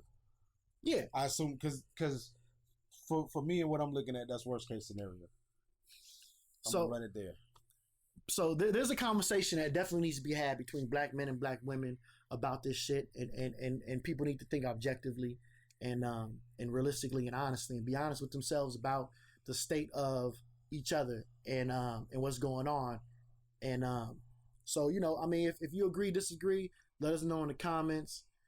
You know, and shit. To be real with you, if you got something to say and you valid, we can bring you on here and we can all chop it up about it. You know what I'm saying? But this is, I mean, we men, so we only gonna see it from the position in which we can see it from, and we're trying as hard as we can to have a broad perspective of it outside of ourselves because we're logical individuals. Facts. But we can only see it from our perspective and from our eyes. So you can't, what you can't come on here though is talk feelings as if they facts. Can't be feelings unless you talking numbers, data, statistics. I mean, you could talk feelings. Yeah, I mean, if your feelings are not your feelings. Because my last point on that black man, black women thing is, I think that the beginning of that shit has to come with black women and black men being able to be vulnerable with each other. Most definitely. Because the communication ain't gonna happen, the progression ain't gonna happen. We're not gonna hold hands and move on shit until we can at least open up and give everything to each other. But see, niggas ain't got no problem with no women being vulnerable. Niggas do. You think so? Yeah. Because I could tell you, bro, I'm not a closed off individual. I can be a nigga that care about a woman don't care about a woman being vulnerable. Yeah, so you care about it when it's yours to care about, right? Because there's a motherfucker that can come up and be vulnerable to me right now, and I don't want that shit from them. Right. Then I'm funny acting about it, and that's so you should care. You should care regardless. You got to get that shit up regardless. Right. It don't got to be your people. It don't got to be your. I mean, it's got to be your people, as in your people. I don't give a fuck about no white woman how she feel. I just really don't, honestly. But that's a different. You know what I mean? I care about my people. You know what I mean? When it comes to this, because I don't live in a white society. I mean, you know what I mean. Where I deal with white women. I don't deal with white. I don't care about how she feel. I don't care about no Karens. A Karen's gonna be a Karen. So when we walk down here on Edgewood, and one of these homeless women want to pour her heart out. I need you to not walk your ass in the bar about it though. But you get what I'm not. This is not directed at you, but you got to be able to accept that shit from everybody. You know what I mean? Yeah. Most definitely. That lady told you she need money for something to drink, and you told her you'll get her some food. I was probably lit, but did I get her some food? She didn't want food though. She wanted something to drink. So that was the point where you had to bow down to that. Like the authority in you said, "Nah, bitch, I'll feed you. But I ain't about to get you nothing to drink. You already out here fucked up." Ain't what she needed though. She needed that food. I'm just talking that shit. You know what I mean? She need to get that. She need to get that. But we gotta look out for each other. We gotta help each other. We gotta listen to each other. You know what I mean? Because we all deal with, as black men and black women, generational trauma, and we have to be able to be empathetic and sympathetic, and that's learned behavior though. To one another and our histories. You know what I'm saying? And I've always been for my black women, but some black men don't understand the history, and when they get the flack that they get from a black woman, they just take it as just another black woman complaining about some shit. Right. But you got to understand the history behind it. You know what I mean? My ex generationally, all the men are locked up. All the women are raising each other from from grandma, from mother to grandma to great grandma. It go back. Right. You know what I mean? The only people that's still kicking is the women. I mean, murdered, dead, locked up. When you hear it from her, bro, like as men, we just gonna have to take the time out to let her have that and use that shit as a starting point to go ahead and build with it. Like, you don't necessarily got to get defensive and tell her I don't want to hear that shit. But see, we got to learn how to communicate. Everything ain't got to be an argument. An argument is when it turns into an argument when you take offense. Right. You know what I'm saying? When you think objectively and you just understand somebody just think differently than you think. It's a conversation. And it's a conversation that needs to be had even if it gets heated. It's you know what I mean? Behavior, though. Even if you it gets heated. You got to do this shit with your kids. Like, that shit starts as a kid, bro. Right. If you a kid and your parent ain't able to understand and listen to you when you have a feeling about some shit. Because, in the black community, kids are not allowed to have a feeling about shit. You're not allowed to be True. tired. You're not True. allowed to be upset that you got to do this. True. You're not allowed to cry because you're mad. You can't do any of that shit. Right. You get that ass whooped. So of course you're not gonna have that skill set. But that's learned behavior. But that's also necessary behavior. Because what good does it do you in white society? Crying, bitching, moaning, being mad, being angry, and dwelling on that. You know what I mean? So it's it's multifaceted, bro. They train you to be hard because in this world you gotta be hard. You have to be hard. You gotta suck it up and you gotta keep moving. So I understand it. Is it right? Man, hard is relative. We have a history that no other people have. Oh, there's some people with it. No, like there's some people with some very troubled histories. Culturally, right? We have a history, a very recent history, right, that no other people have. They've had hundreds of years to get over some bullshit, to figure out how the shit's gonna work. We haven't. We haven't had hundreds of years of this shit. How much of our history? We've had less than 100 years of this shit. My father grew up during Jim Crow era. That's a generation away. My father had a white-black fountain. You feel what I'm saying? So if he didn't get it, what makes you think inherently I'm gonna get it? Right. Inherently, like you know what I'm saying? He didn't grow up with a father. Now, you know, my father was a dude that he did his thing, man. One thing I can take from my dad, he's not the most sensitive motherfucker. I've never seen my dad cry. This nigga fell from a tree. Broke his leg, both his arms, his collarbone, and some ribs. All we did was see the ladder downstairs outside. He was in shock. Outside. No, he was laying there for a minute, right? All we see is the ladder down on the ground. And we see him laying there, we say, Dad, you all right? He say, not really. Right. You know what I'm saying? They were like, please, give me. Not really. I'm a logical person. I'm trying to get more into the emotional aspect of it because I have to understand that women work differently. All women ain't very logical like that. You have to come at shit from a different angle. I understand that, but my dad did what he needed to do as a man. My dad's dad died when he was 8. Right. My grandmother raised all these kids. You feel what I'm saying? And so she had to raise them in a specific way, in which I guarantee you she placed into her daughters, and they took it with them. She raised them in a way so that they don't get ran over by the outside, bro. And I get that. That shit ain't now that way of raising was beautiful for that time. This time is requiring a whole lot more touch with what the fuck else is going on. This shit ain't all hard out here. Right. And it really don't even require that much. It requires you to have an understanding though, bro. And I think it's very important. When we was talking about making sure kids have an understanding of shit like their financial literacy. I push that before I push you trying to make a kid feel immune to words. You know what I'm saying? Like as opposed to you wanting them to be out here and be hard and man, fuck white person say this to me, I'm gonna do this. My nigga, that's so secondary at this point because it's here. It goes hand in hand. It goes hand in hand. But you know what's happening. So you don't have to teach that. They're gonna experience that. You're gonna talk to them about that. They're gonna grow every day from that shit. The literacy part of it, I guarantee you white people won't battle you with money, bro. Because all that's going to, you know, if they battle you with money, you know what you're going to do? Get better at battling back with money, and then you have an opportunity to financially jump out of your shit. They're going to battle you with what the fuck you can't defend, and that's emotions.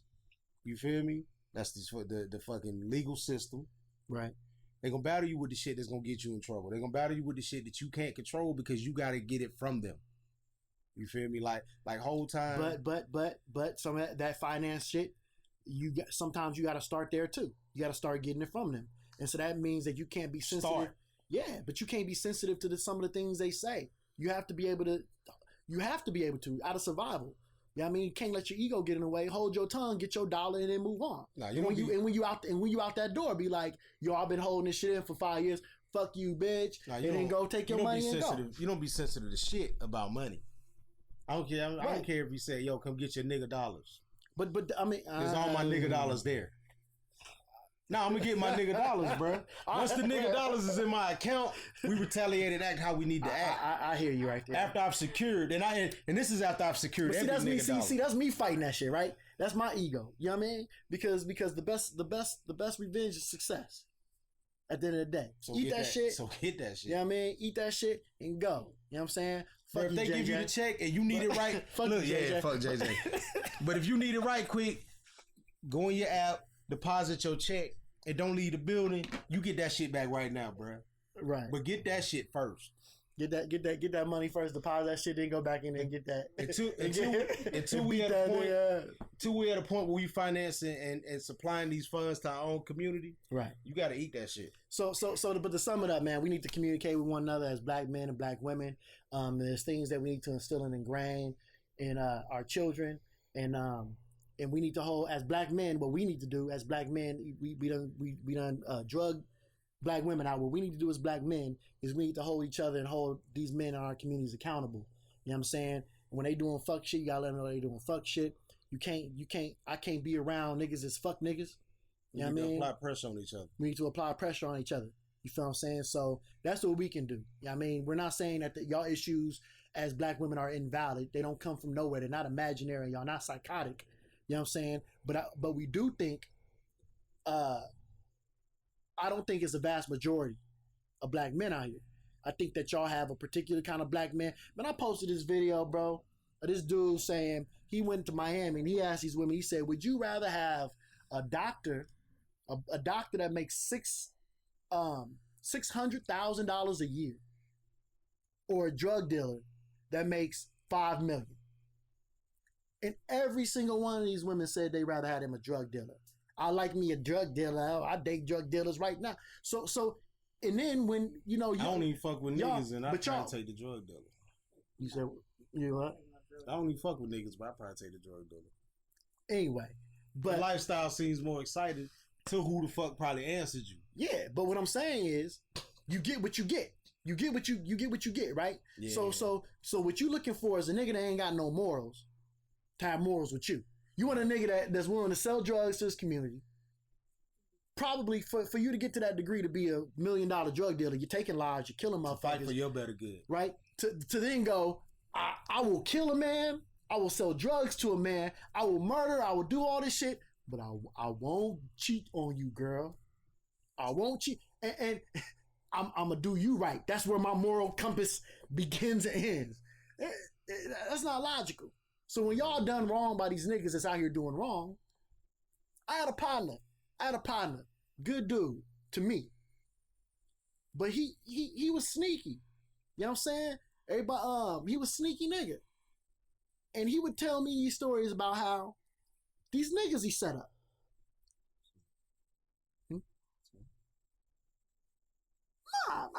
Nah. You don't know. She know, but these niggas he set up, right? Yo, yeah, we homies, blah, come through. He was from Buffalo, New York. You gonna see this? Nah, I don't even know that. I don't even know where that nigga at. But he was a cool dude. Yeah, come through. Yeah, we cool, bro. Yeah, but you know you my dog. Come set a nigga up, rob him. I never got comfortable with that nigga like that. He'd be like, yo, come through. Nah, you come over and kick it where we at. You know what I'm saying? But because for a nigga like that, all it takes for you is to cross that nigga some way, shape, or form. A nigga that do anybody dirty, you do you dirty. Some shit that you ain't even know you did. Right. So it begins and ends there, right? The kind of nigga you date is that far from you hurting his heart and hurting his feelings enough to do worse to you. It's thin line. So women gotta look at the kind of niggas that they invest in their time and their energy in, and stop looking for gangster niggas. You ain't gonna get a gangster in a white picket fence without 10 years locked up. I also want women and a good investment. I want women to look at who the fuck they are before they start feeling like they're the ones investing that time too. Cause some of these bitches deserve the dope dealer nigga, bro, and some of them gonna go fuck that doctor's life up. So like there's some women out here not worth that. That's true. But that's another podcast. We're gonna talk about that. That's a whole nother podcast. I don't bro, because that's important to me, bro. We gonna cover that shit all the time. We gonna cover that shit. That's Facts. A whole nother podcast, Facts. right? Might be the next one. All right. Right now, before we close, We want to talk about H-1B. H-1B, man. We want to talk about Donald Trump and this bill that he passed, or this executive order in which he passed, which is abstaining or keeping immigrants with visas and H-1B visas, high level workers from coming to the United States. And if y'all against it, that's how y'all I feel. tripping. Yeah, That's y'all how I tripping. feel, Y'all tripping. bro. Look. We've heard people say even a broke clock is right twice a day, but that broke clock is right twice a day. Facts. You know what I'm saying? At the end of the day, you know what I mean, I am very far from being a Trump supporter. I'm not a Joe Biden supporter either. Those are two different parts of the same system, right? But when a motherfucker do something right that benefits you as a Black American, you gotta be able to, you know what I mean, that's part of being an adult, saying, I don't fuck with you, but you're right this time. Right? Admitting that you're wrong about something, not wrong, but admitting that somebody's right. Right. Listen, as a Black American, right? I believe in, you know what I'm saying? Look, my mother's child, right? Check out these shirts. They about to be online for purchase. You know what I'm saying? Look out for that. My mother's child is a brand. You feel me? So, you know, at the end of the day, we are all African people, right? Pan-African flag, our logo, Pan-Africanism, right? But what you're taught is, right, when you get on an airplane and the airplane is going down, they say put your mask on before you put your kid's mask on, right? And there's logic behind that. The logic behind that is that if I put my kid's mask on and I pass out, the likeliness that my kid survives without me is slim to none. If I put my mask on and my kid pass out, I can go, hey, wake up. Now, and I can put his mask on. He's gonna, you know, come back and I can try to protect him. Now, to be honest with you, damn, government got us again. That's that lesser of two evil shit. You're dying regardless. Now, to be honest with you, you're dying regardless. If that plane's going down, you're done. But you get the point. My kid mask going on first because my baby's never gonna look at me and see me saving my life first. No. We about to die together. I'm not gonna let my baby die knowing that I saved me my first. mask is going on first because I'd rather my kid pass out and die like that. Then you know what I'm saying? He ain't gonna remember that. Like, what the fuck? In the afterlife, he gonna haunt me. You put my your baby mask getting on. that mask. But anyway, at the end of the day, right? You gotta. We can't help nobody if we drown it. Yeah. Right. We gotta understand that perpetually in America, that everybody Black has not had the same American experience. And everybody that's an immigrant has not had the same American experience. We keep caping for everybody. Right. We got to cape for ourselves as foundational Black Americans. Yeah, right. We help them niggas 50 years. We can help them at some point. Not right now. But we can't help nobody if we drowning. How am I help somebody up on a boat I'm not in? We ain't stopped a nigga from getting a knee put on his neck. We ain't even stopped a nigga from getting a knee put on his neck. Fuck a nigga in India that want a job opportunity. That's the. I ain't worried about the nigga in India, right? I'm not even talking about them. I'm talking about Black people, melanated people from the Caribbean, melanated people from Bahamas, from Africa, from Brazil, from anywhere on this earth, outside of being a Black American, right? Or at the very least, a motherfucker that immigrated here and is classified as an American. I ain't talking about no visa holders. Right? And the importance of that is that because when you look at the history of this country, right? There's a very good book. I forget who it's by, but it's called Black London Before Emancipation. And it really breaks down to you the history of Black people and slavery going on in Europe and the difference between chattel slavery that was going on in the United States, right? They have writings of people at that time in which, at the same time, black men and black men and white women were walking down the street with a mulatto kid. Across the street, you had a rich white woman with a little nigga on a chain. What was it called? It's called Black London. There's a documentary out now. Too. It's a documentary. I'm gonna post a book as well. A documentary. I mean, you know what I'm saying, but it's called Black London: Life Before Emancipation, right? And American white people would go to Europe and go, I can't believe that they're allowing these monkeys to have sex with our women and blah blah blah, because we were considered 1/5 of a man here. They were. It was more economic in Europe, right? So this is during chattel slavery in America. So they had access. If you had money, you had access in Europe. So an English black person, even if they're a foundational European English black person, does not have the same history as a black American. We can argue that Jamaica and some of these Caribbean islands had worse slavery than America, but they were also free before America and had access to education in which American black people didn't have during Jim Crow. So the reason why you go to your hospitals today and all your hospitals are 60-year-old Jamaican nurses, you know what I'm saying? And not 60-year-old black Southern nurses, is because they had access to nursing schools and education that black Americans did not have access to here.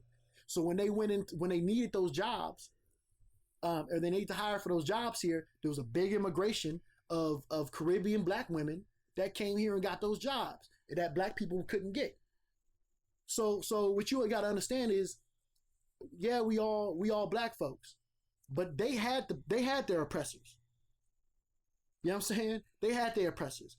If you're from Puerto Rico and you're black, your oppressor was Spain. Holler at them, right? Holler at them about your whatever you feel like you owe, your reparations. That's foul as fuck. It's the truth though. You know what I'm saying? It's the truth. Holler at them about that, right? But we can't help you until we help ourselves. At some point in time, we can all get together and we can say, yo, y'all fought for y'all shit over there. We fought for our shit over here. We got some shit that's built. But we got to look out for us. Right. Them not allowing these immigrants to come over here, who with their visas and things, that opens up tons of jobs that have not been allotted to black Americans. Not even tons, all of them. Come on. Like it, I'm with it. Bro, honestly, bro, I'm going to tell you, dog, there's not a whole lot of shit that Trump did that I disagree with in the way of his policies regarding foreign affairs. When he first came in and he started taxing the motherfuckers for outsourcing they shit to China and then shipping shit back. So now you got to pay damn near double to get it back. Right. That brought it back here, right? Right. And a lot of the shit that he be doing, bro, it fucks black people over sometimes, so I don't agree there.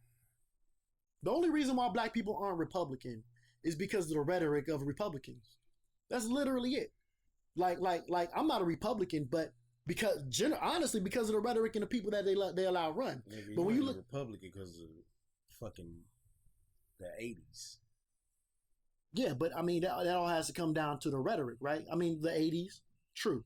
But Democrats have had policies that hurt black America more than Republicans have. Which ones? Mass incarceration, war on drugs. Yeah, that was. It was started by the Reagans. You know what I'm saying? But it was pushed to a higher degree.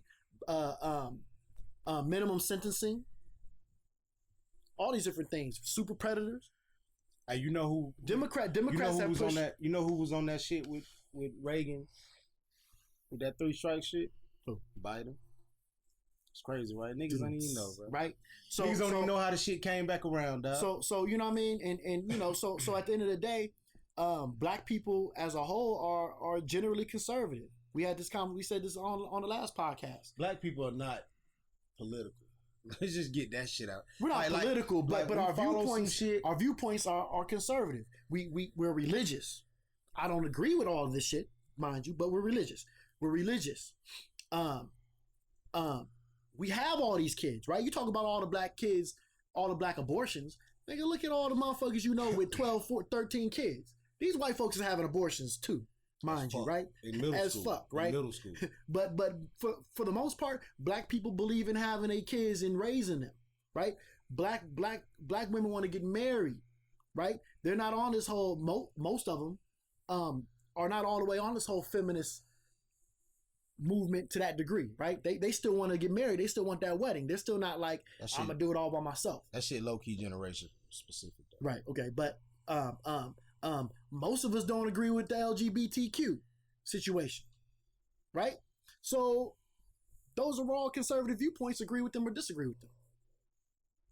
You'll be hard pressed to find a lot of we believe in our right to bear arms. Clearly, there's tons of guns in the black community, right? So you'd be hard to find clear lines of liberalism within our communities. we are very much so conservative viewpoint wise, and the only reason why we generally I believe we don't vote conservative is because generationally we've been voting Democrat, and because of the rhetoric and the things that the people that the Republican Party allow, the ones that the people that they allow to be the spokespeople for them. We vote blindly, bro. We vote very blindly, and we don't get nothing for it. We vote after we hear one key point in someone's platform, and that's enough. That's really all it takes. It takes one person to say, if I get here, I'm going to push to get everybody minimum wage $20. We hear that, nothing else you say matters, bro. And we're not even going to check to see what the fuck you've been talking about before now. Right. But that's our community, bro. And partially because we're not even paying attention to this shit. Somebody just going to come along and make you feel guilty for not paying attention. Now you want to pay attention, but you still about to get that shit. What I said? 40 seconds, bro. 40 seconds, you going to hear what you want to hear, you move from that shit. Right. Go longer than 40 seconds, I promise you're going to leave this you're going to leave whatever the fuck you watching not voting for a motherfucker. Because you're not going to get it anywhere. Not what you need in your community. I think you know, Black Republican, cuz. You talking about? Pop that shit up. Black Republican? I ain't no Republican. I you know, whoever the fuck makes sense. That's who I am. It's gonna be an independent, bro. You know, whoever makes sense is who I fuck with. At the end of the day, if you Republican and you make sense, I'ma fuck with you. If you Democrat and you make sense, I'ma fuck with you. You know what I'm saying? If you're not making no sense, and at the end of the day, if there are more pros and cons, I'ma fuck with you. If the things that I see that we gonna get from you, I'm not for taking away our guns.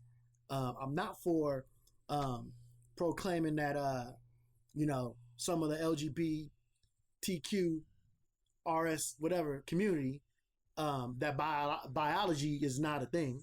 I'm not for none of that shit. And that's what none of it at all, right? What you mean? I feel like I heard you say some.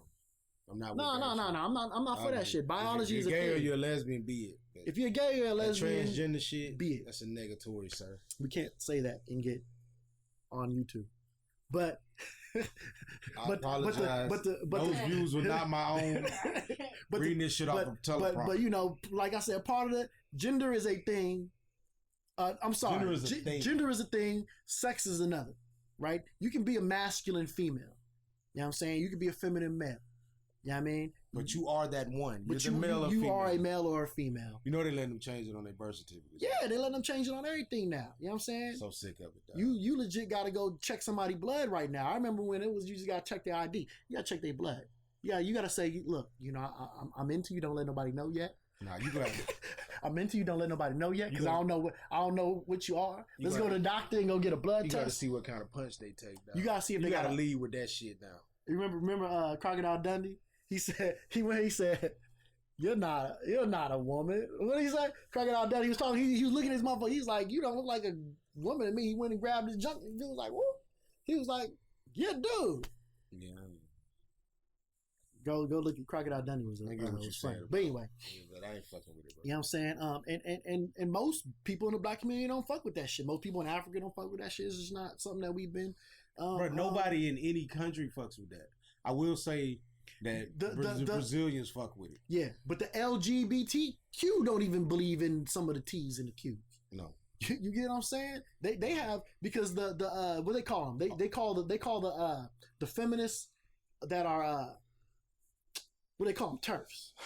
They call them TERFs, right? The feminists that believe that males are males and women are women. Most of them are lesbians anyway, right? The ones that just want all women spaces. A lot of them tend to like women. It's just a thing. Ain't nothing bad or good about that. I'm just saying. I think there are some underlying motives, right? Outside of just, you know what I mean? They trying to turn motherfuckers out into liking women. But a lot of them don't even agree with, you know, with that. They want all women spaces, and they think that these trans women are invading their all women spaces. And so they don't even agree under their one umbrella. You have a lot of, what is it, like 75% of these generally the women that turn male end up finding out that they are masculine lesbians. that they're not trans. Right. What the trans is trying to teach you, if male and woman isn't a thing, then there's no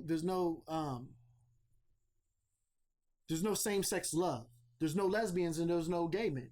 That doesn't even exist if male and woman isn't a thing, right? So there's some of them are supporting something that doesn't even support their own personal lifestyle.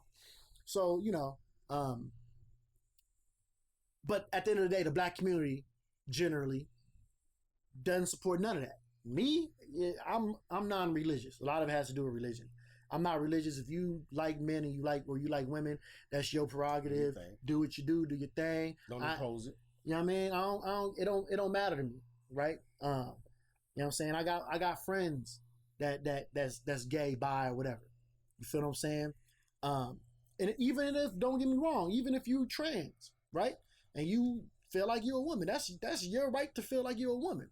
But once you want to start arguing biology with me, we gonna have that's where we're gonna start, you know what I mean, clash at the end of the day. But we've been going for a cool little minute. You know what I'm saying? I think we need to wrap this joint up.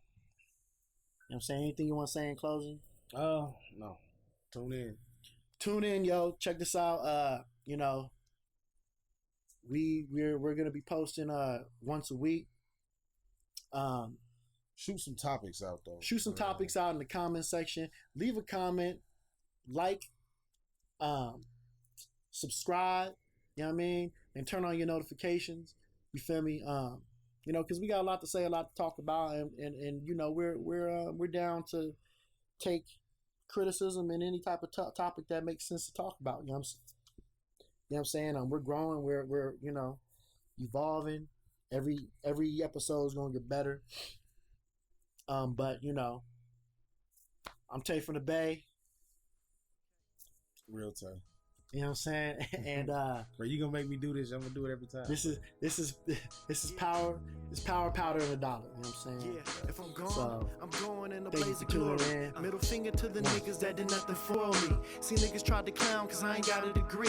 Told them walk amongst the G's for acknowledging me. I done been around the street, learned to chop up a key.